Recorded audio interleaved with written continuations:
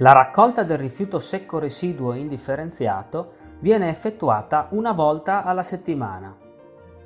Nel caso di sistema a singola utenza, l'utente deve utilizzare il proprio contenitore da 40 litri ed esporlo in area pubblica ben visibile con la maniglia rivolta verso l'alto. Nel caso di sistema a isola ecologica condominiale, gli utenti possono innanzitutto conferire i rifiuti negli appositi cassonetti a disposizione, senza limiti di orario o di frequenza. Nelle giornate previste, l'incaricato del condominio dovrà esporre i cassonetti in area pubblica ben visibile. L'esposizione dei contenitori e dei cassonetti va effettuata il mercoledì dalle ore 19 alle ore 24. La raccolta da parte degli operatori avviene entro la giornata successiva.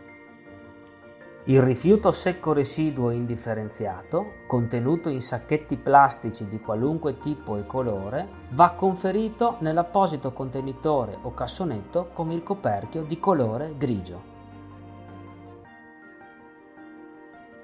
Vediamo ora alcuni esempi di cosa va conferito nel secco residuo o indifferenziato.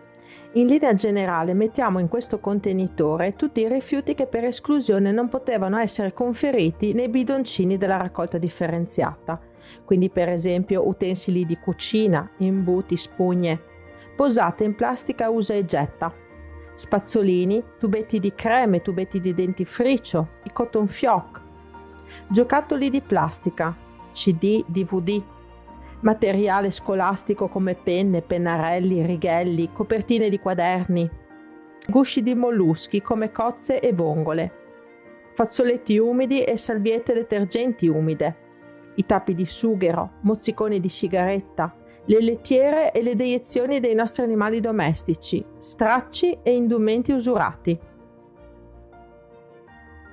Vediamo ora alcuni esempi di cosa non va conferito nel secco residuo o indifferenziato. Contenitori di prodotti chimici infiammabili come barattoli di vernice, solventi, coloranti, colle. Questi andranno conferiti direttamente presso il centro di raccolta. Farmaci scaduti o inutilizzabili sono rifiuti che richiedono particolari sistemi di gestione e quindi andranno conferiti o nei contenitori stradali dedicati che si trovano anche all'esterno delle farmacie o presso il centro di raccolta. Rifiuti sanitari come siringhe e aghi usati o inutilizzati vanno comunque ben coperti e conferiti negli appositi contenitori dei farmaci scaduti. I RAEE, i rifiuti da apparecchiature elettriche ed elettroniche, quindi piccoli elettrodomestici come phon, rasoi elettrici, ma anche lampadine, tubi al neon.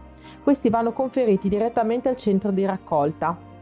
E poi le pile, le batterie a bottone, stilo, torcia e piatte. Hanno i loro contenitori stradali dedicati oppure possono essere conferite presso il centro di raccolta.